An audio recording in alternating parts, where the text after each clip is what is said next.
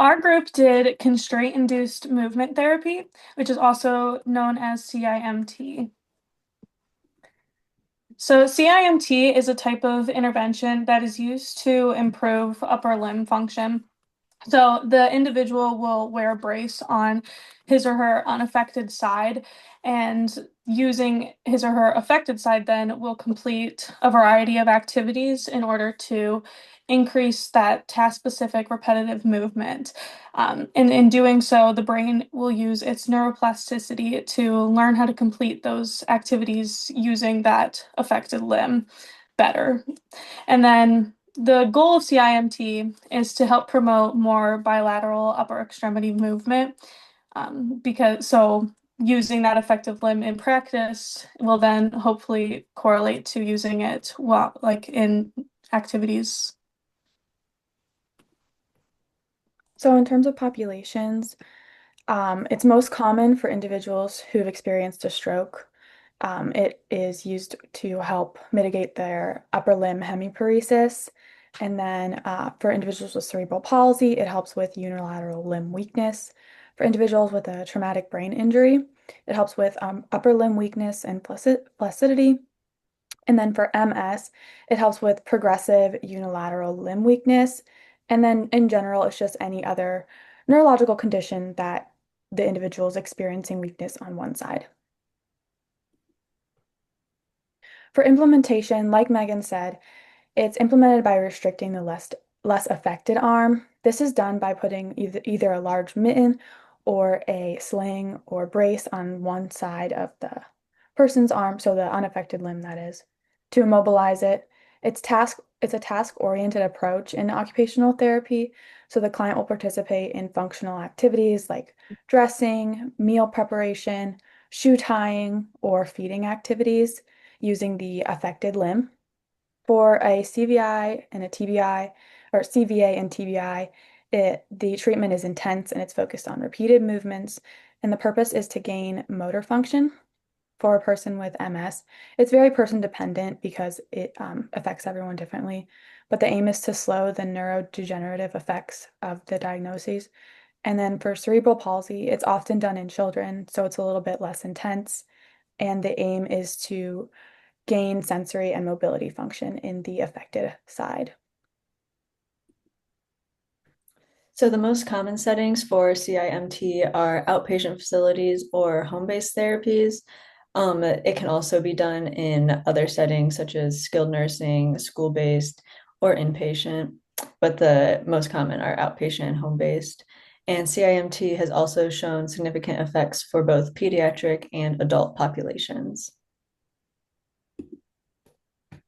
So, looking at limitations of the approach, there is kind of a lack of agreement in the literature about the effectiveness of CIMT. So, some researchers have shown that it is beneficial, others have shown that it isn't.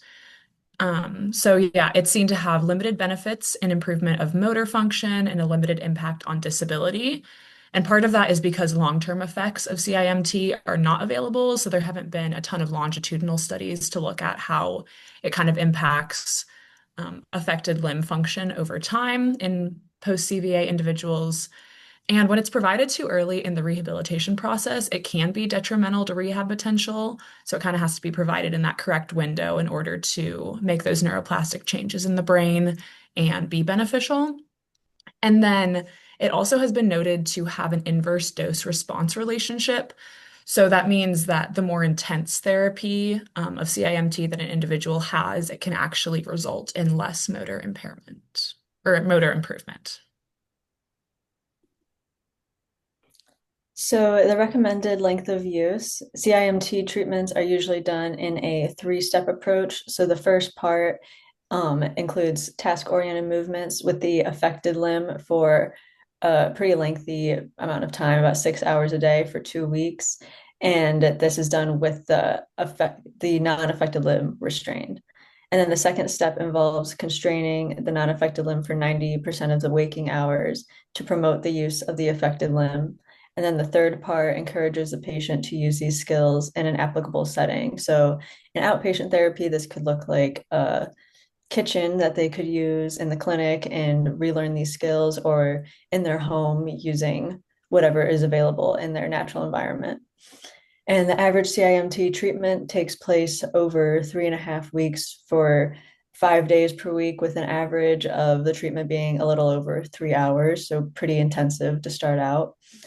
And there was a high standard deviation for skilled therapy minutes in one of the studies I looked at, which just means that it varies a lot with each setting of how much skilled therapy is used for CIMT. So like pediatric, like Laura said, might not be as intensive as a post CVA unit in inpatient. So it really just depends on the goals of the patient. And other studies supported a similar dosage with pediatric CIMT interventions in more of an inpatient setting. And therapeutic settings will cause the dosage levels to vary. So while there are limitations, as I mentioned earlier, there is still research to support CIMT as a therapeutic intervention. So it's often used as an independent intervention, but it's also combined with other standard therapies that help to show benefits in hand use in ADLs following a CVA. And it is overall seen to be one of the most effective interventions following CVA for paretic limbs. So, in a systematic review, they saw that CIMT produced better results in motor function of the affected upper extremity compared to other interventions. So, it's often used in conjunction with other therapies to enhance the effects. So, it's not always used on its own, it's used to benefit other types of therapies that an individual is engaging in. And it's also seen to increase synaptic transmission in the ischemic hemisphere, so just resulting in more of those neural connections to help that affected limb work a little better.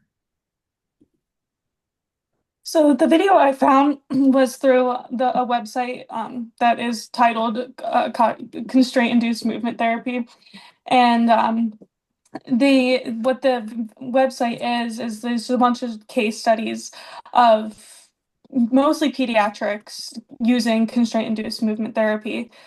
So this specific one that I found is Caleb. He's a 9-year-old boy with right hemiplegia, and he has difficulty with his right arm.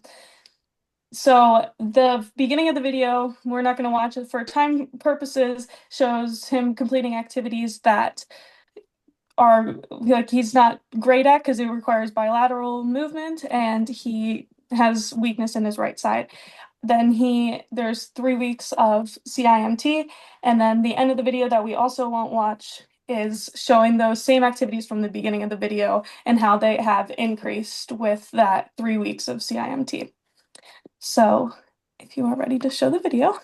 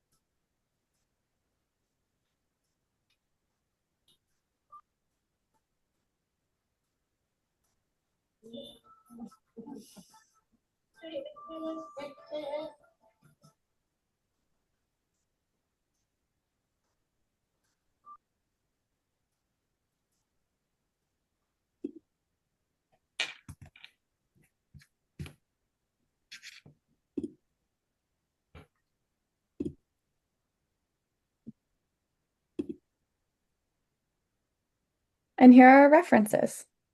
There should be one more page. Thank you. Thank you for watching.